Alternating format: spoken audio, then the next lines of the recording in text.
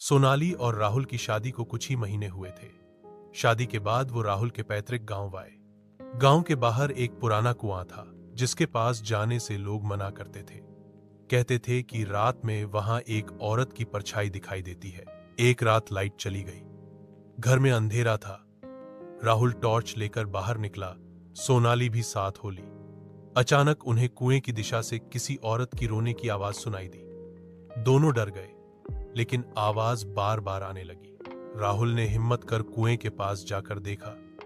वहां एक औरत खड़ी थी, भीगी सफेद साड़ी, बाल बिखरे, चेहरा ढका हुआ।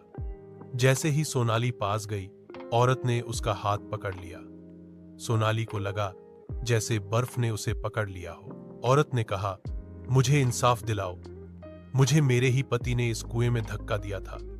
मेरी लाश अब भी यहीं है। उसकी आंखों से खून जैसे आंसू बह रहे थे। राहुल और सोनाली डर से कांपते हुए घर लौटे। अगले दिन गांव वालों को बात बताई। शुरू में किसी ने यकीन नहीं किया, लेकिन जब गांव के बुजुर्गों ने पुरानी दास्तान सुनाई, तो सच सामने आया। कई साल पहले इसी गांव की एक लड़की अपने पति के हाथों मारी गई थी, और उसकी लाश कभी मिली ही नहीं थी। गांव वालों ने उस कुएं को खुदवाया। सच में अंदर से कंकाल निकला। उस रात के बाद से वो औरत फिर कभी नहीं दिखी।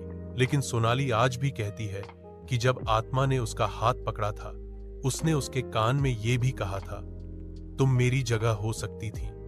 संभल कर रहना। Like and subscribe.